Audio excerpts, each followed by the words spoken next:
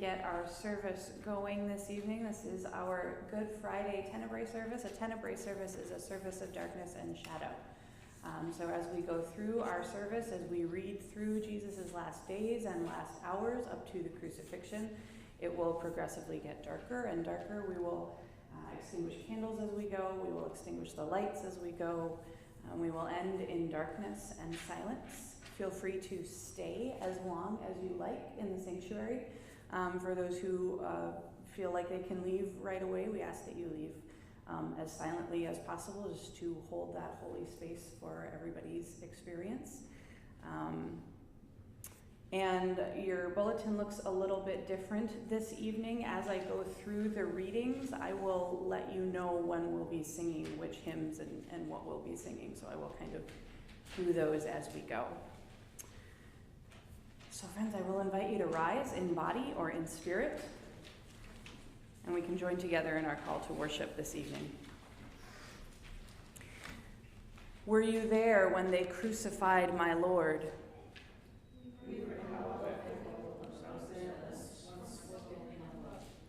Were you in the garden when the disciples fell asleep?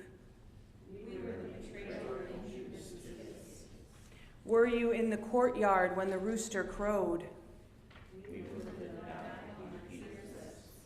Were you among the scoffers when Jesus was flogged? Were you in Pilate's chamber when he washed his hands of Jesus' fate? We were the hatred of the crowd and the indifference in Pilate's heart. Were you with the powers of this world when the soldiers dressed Jesus as a king? We were not greedy in the crown of thorns. Were you among the spectators at Golgotha? We were the nails that pierced Jesus' hands and feet. Were you there when they crucified my Lord? We were silent and no word was said. Where is the light that shines in the darkness? Where do we turn when all hope is lost? Let's join together in hymn number 223, just verses 1 and 2, but keep your finger in it because we'll do verses 3 and 4 in a bit.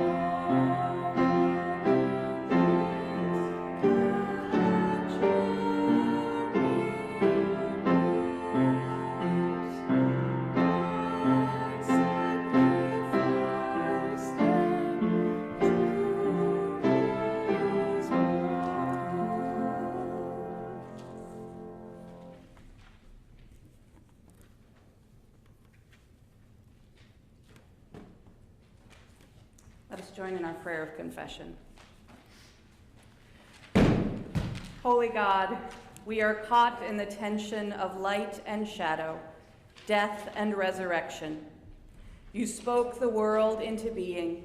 You illuminated the universe by your very speech, then filled the void with life.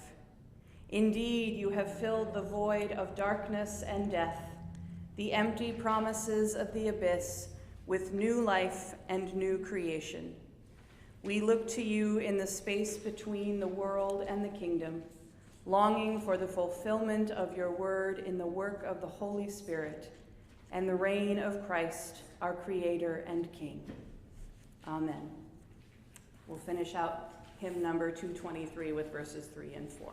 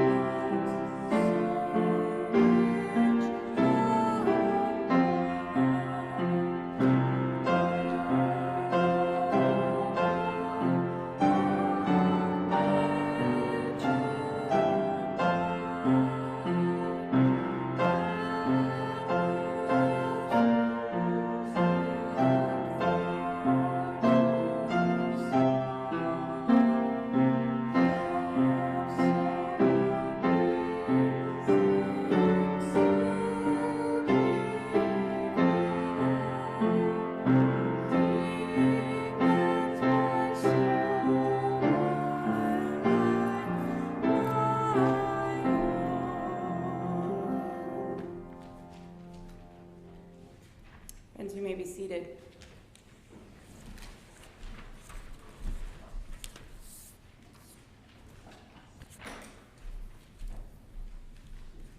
On the first day of unleavened bread, the disciples came to Jesus, saying, "Where do you want us to make the preparations for you to eat the Passover?" He said, "Go into the city to a certain man and say to him, 'The teacher says, my time is near. I will keep the Passover at your house with my disciples.'" So the disciples did as Jesus had directed them, and they prepared the Passover meal. When it was evening, he took his place with the 12, and while they were eating, he said, "Truly, I tell you, one of you will betray me." And they became greatly distressed and began to say to him one after the other, "Surely not I, Lord." He answered, "The one who has dipped his hand into the bowl with me will betray me. The Son of Man goes as it is written of him, but woe to that one by whom the Son of Man is betrayed. It would have been better for that one not to have been born." Judas, who betrayed him, said, "Surely not I, Rabbi." He replied, "You have said so." While they were eating, Jesus took a loaf of bread, and after blessing it, he broke it, gave it to the disciples, and said, "Take, eat, this is my body." Then he took a cup, and after giving thanks, he gave it to them, saying, "Drink from it, all of you, for this is my blood of the covenant, which is poured out for many for the forgiveness of sins. I tell you, I will never again drink of the vine until the day when I drink it with you in my Father's kingdom." When they had sung a hymn, they went out to the Mount of Olives.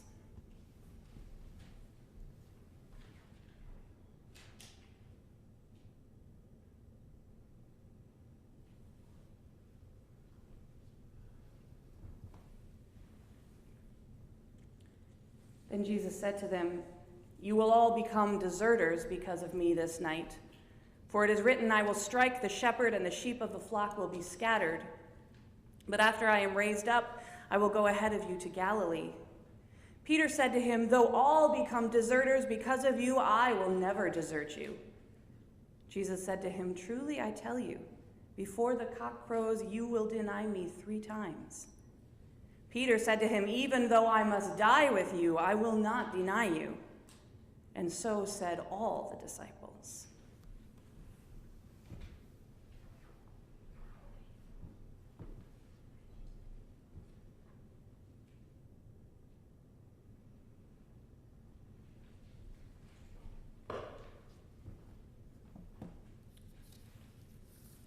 We're going to join together in the hymn that's on your insert, "Oh, How He Loves You and Me."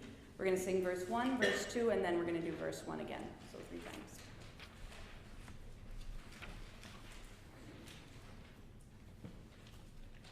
Does anyone else need a smaller one? 2 of us. Did I not staple the big ones right? We're missing the insert. No, it's on the back. It's the last page. Oh, okay. Well, we didn't have the prayer. Our prayer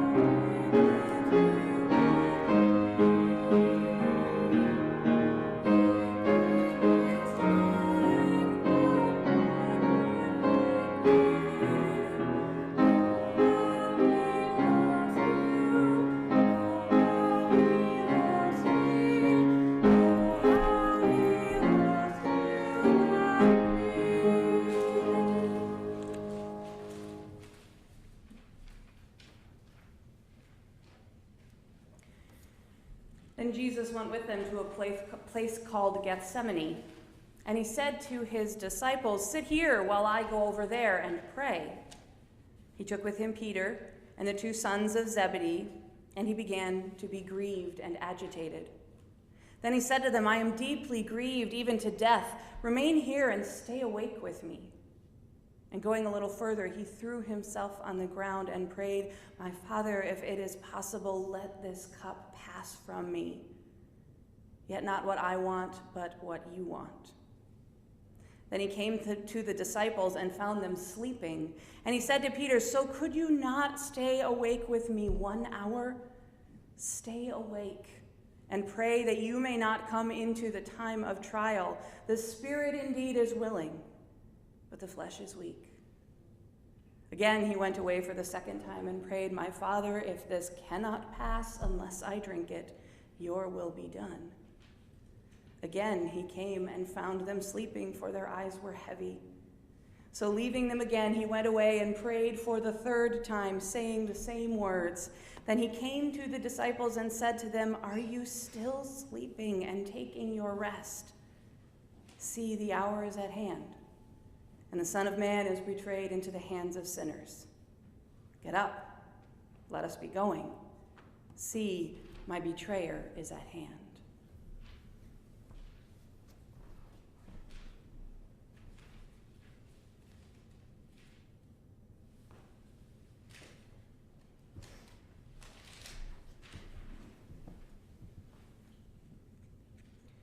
While he was still speaking, Judas, one of the 12, arrived with him.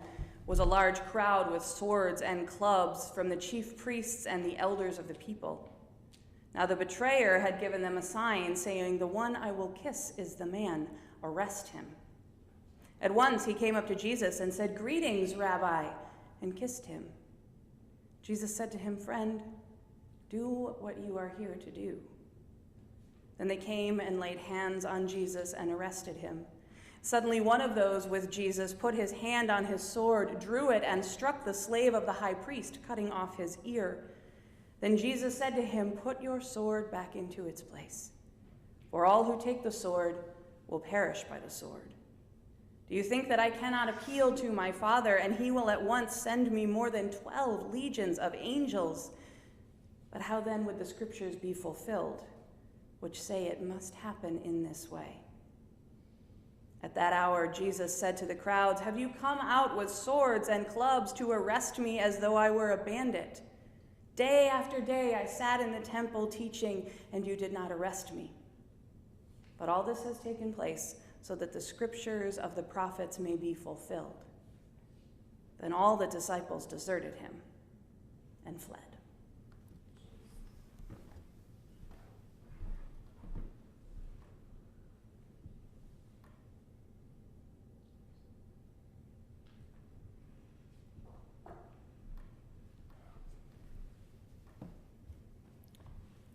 We're going to join together in hymn number 220, "Go to Dark Gethsemane," and we'll sing verses 1 through 3.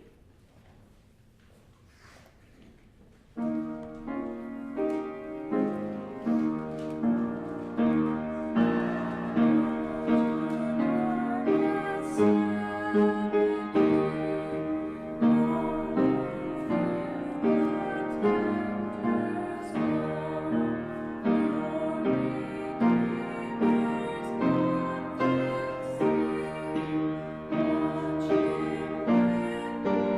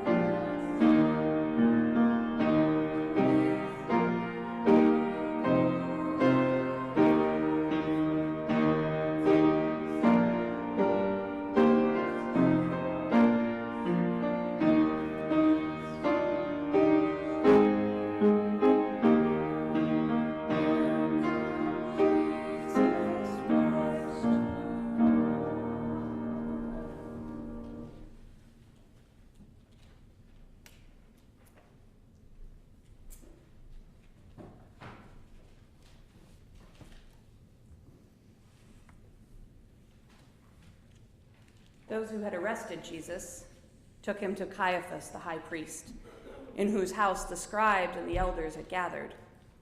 But Peter was following him at a distance, as far as the courtyard of the high priest. And going inside, he sat with the guards in order to see how this would end. Now the chief priests and the whole council were looking for false testimony against Jesus so that they might put him to death. But they found none, though many false witnesses came forward. At last 2 came forward and said, "This fellow said, 'I am able to destroy the temple of God and build it in 3 days.'" The high priest stood up and said, "Have you no answer? What is it that they testify against you?" But Jesus was silent. Then the high priest said to him, "I put you under oath before the living God. Tell us if you are the Messiah, the Son of God." Jesus said to him, "You have said so. But I tell you, from now on, you will see the Son of Man seated at the right hand of power and coming on the clouds of heaven." Then the high priest tore his clothes and said, "He has blasphemed. Why do we still need witnesses? You have now heard his blasphemy. What is your verdict?" They answered, "He deserves death." Then they spat in his face and struck him, and some slapped him, saying, "Prophesy to us, you Messiah. Who is it that struck you?" Now Peter was sitting outside in the courtyard. A servant girl came to him and said, "You also were with Jesus the Galilean." But he denied it before all of them, saying, "I do not know what you are talking about." When he went out to the porch, another servant girl saw him, and she said to the bystanders, "This man was with Jesus of Nazareth." Again, he denied it with an oath, "I do not know the man." After a while, the bystanders came up and said to Peter, "Certainly you also are one of them, for your accent betrays you." Then he began to curse, and he swore an oath, "I do not know the man." At that moment, the cock crowed.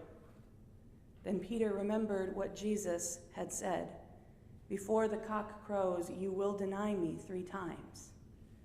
And he went out and wept bitterly.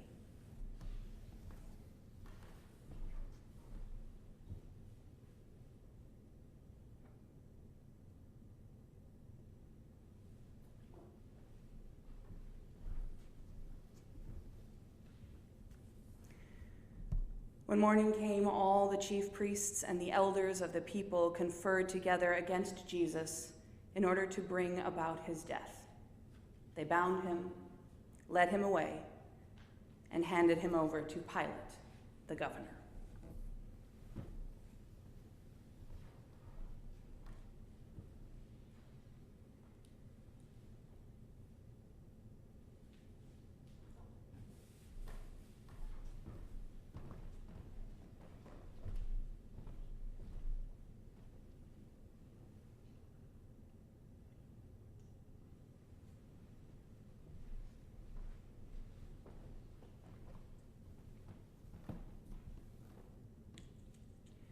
When Judas, his betrayer, saw that Jesus was condemned, he repented and brought back the 30 pieces of silver to the chief priests and elders. He said, "I have sinned by betraying innocent blood." But they said, "What is it to us? See to it yourself." Throwing down the pieces of silver in the temple, he departed, and he went and hanged himself. But the chief priests, taking the pieces of silver, said, "It is not lawful to put them into the treasury, since they are blood money." After conferring together, they used them to buy the potter's field as a place to bury foreigners. For this reason, that field has been called the field of blood to this day. Then was fulfilled what had been spoken through the prophet Jeremiah. And they took the 30 pieces of silver, the price of the one on whom a price had been set, on whom some of the people of Israel had set a price, and they have them for the potter's field, as the Lord commanded me.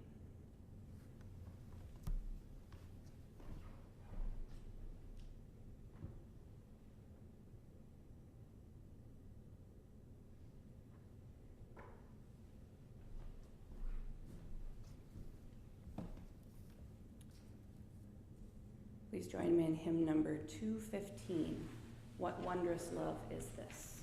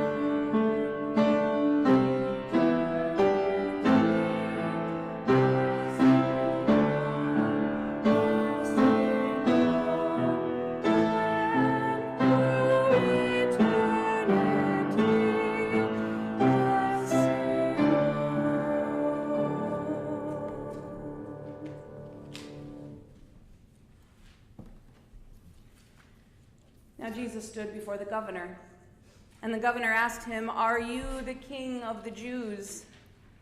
Jesus said, "You say so." But when he was accused by the chief priests and elders, he did not answer. Then Pilate said to him, "Do you not hear how many accusations they make against you?" But he gave him no answer, not even to a single charge, so that the governor was greatly amazed.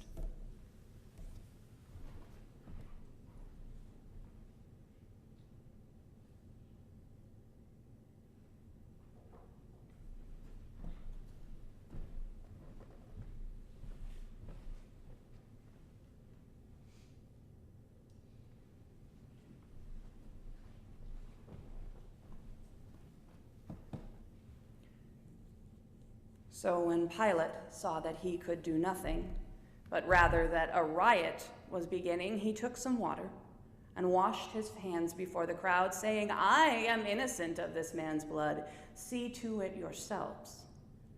Then the people as a whole answered, "His blood be on us and on our children." So he released Barabbas for them, and after flogging Jesus, he handed him over to be crucified. Let us join together in hymn number 221, "O Sacred Head Now Wounded."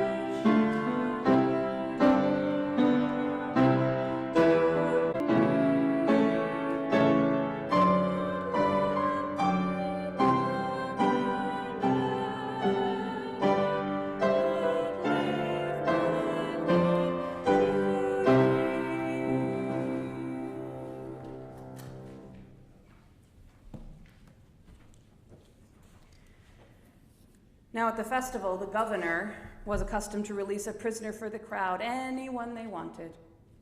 At that time, they had a notorious prisoner called Jesus Barabbas. So after they had gathered, Pilate said to them, "Whom do you want me to release for you, Jesus Barabbas or Jesus who is called the Messiah?" For he realized that it was out of jealousy that they had handed him over. While he was sitting on the judgment seat, his wife sent word to him, "Have nothing to do with that innocent man, for today I have suffered a great deal because of a dream about him." Now the chief priests and the elders persuaded the crowd to ask for Barabbas and to have Jesus killed. The governor again said to them, "Which of the two do you want me to release for you?" And they answered, "Barabbas." Pilate said to them, "Then what should I do with Jesus, who is called the Messiah?" All of them said, "Let him be crucified." Then he asked, "Why? What evil has he done?" But they shouted all the more, let him be crucified.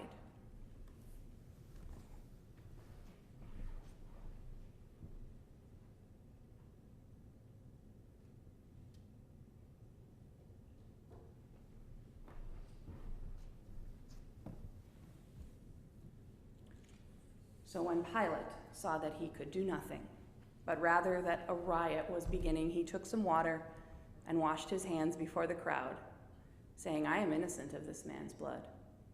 See to it yourselves. Then the people as a whole answered, his blood be on us and on our children. So he released Barabbas for them. And after flogging Jesus, he handed him over to be crucified.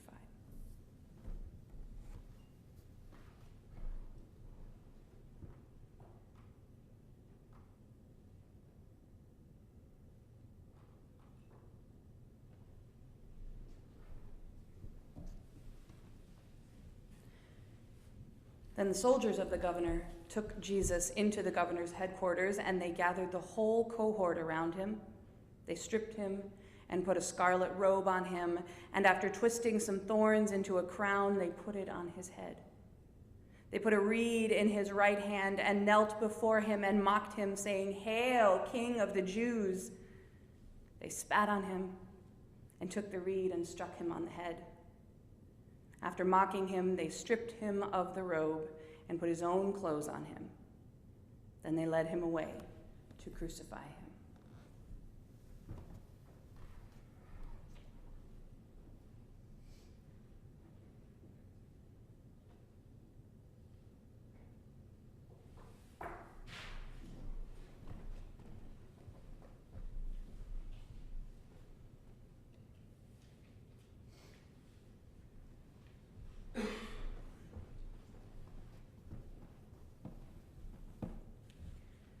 As they went out, they came upon a man from Cyrene named Simon.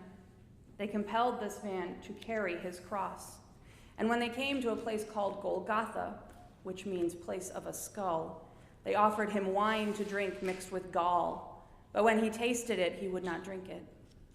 And when they had crucified him, they divided his clothes among themselves by casting lots. And they sat down and kept watch over him. Over his head they put the charge against him, which read, This is Jesus, King of the Jews. Then 2 bandits were crucified with him, one on his right and one on his left. Those who passed by derided him, shaking their heads and saying, You who would destroy the temple and build it in 3 days, save yourself. If you are the Son of God, come down from the cross. In the same way, the chief priests also, along with the scribes and elders, were mocking him, saying, He saved others, he cannot save himself. He is the King of Israel. Let him come down from the cross now, and we will believe him. He trusts in God. Let God deliver him now if he wants to, for he said, I am God's son. The bandits who were crucified with him also taunted him in the same way.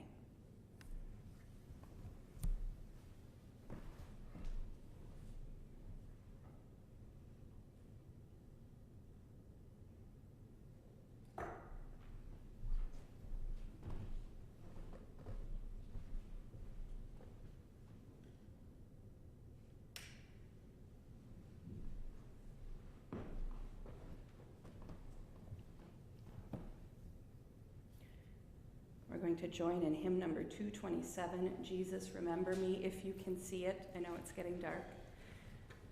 We're going to sing through it 3 times.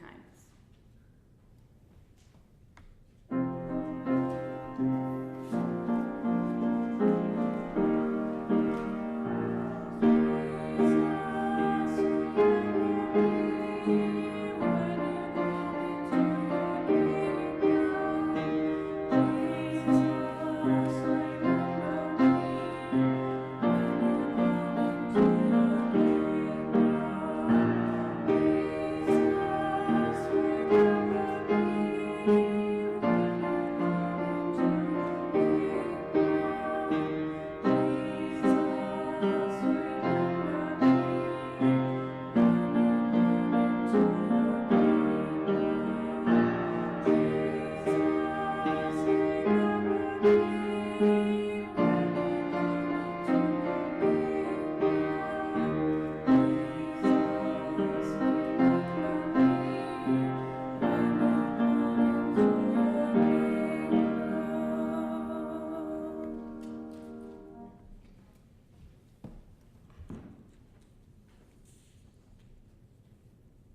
from noon on, darkness came over the whole land until 3 p.m.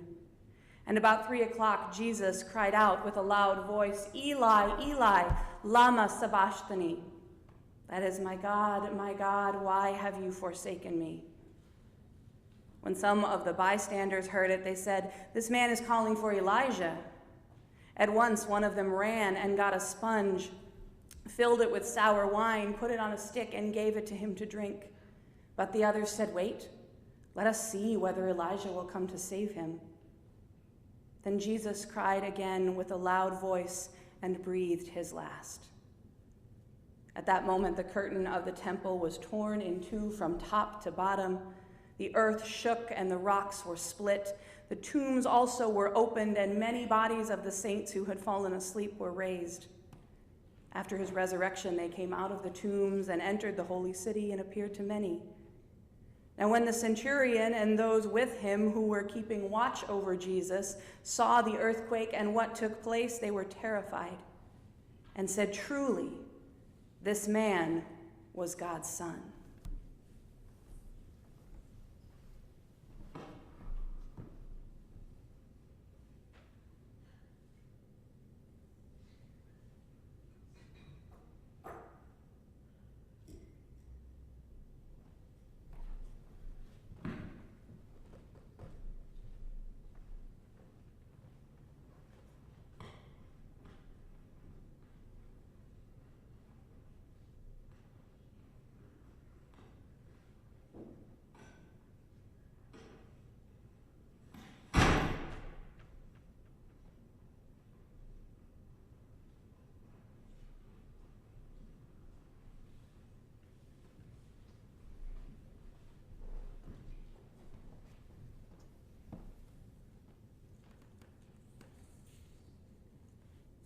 Many women were also there, looking on from a distance. They had followed Jesus from Galilee and had provided for him. Among them were Mary Magdalene, and Mary, the mother of James and Joseph, and the mother of the sons of Zebedee. When it was evening, there came a rich man from Arimathea named Joseph, who was also a disciple of Jesus. He went to Pilate and asked for the body of Jesus. Then Pilate ordered it to be given to him. So Joseph took the body and wrapped it in a clean linen cloth and laid it in his own new tomb, which he had hewn in the rock. He then rolled a great stone to the door of the tomb and went away. Mary Magdalene and the other Mary were there, sitting opposite the tomb.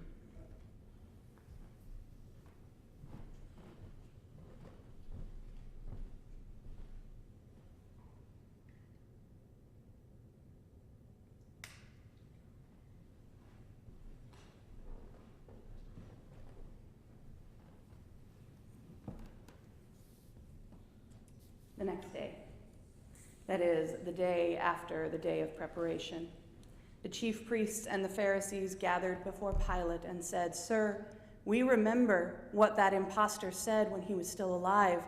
'After 3 days I will rise again.' Therefore we command the tomb to be made secured until the 3rd day. Otherwise his disciples may go and steal him away and tell the people he has been raised from the dead. And the last deception would be worse than the first." Pilate said to them, "You have a guard of soldiers. Go, make it as you can." So they went with the guard and made the tomb secure by sealing the stone. Our last hymn is "Were You There?" We will listen.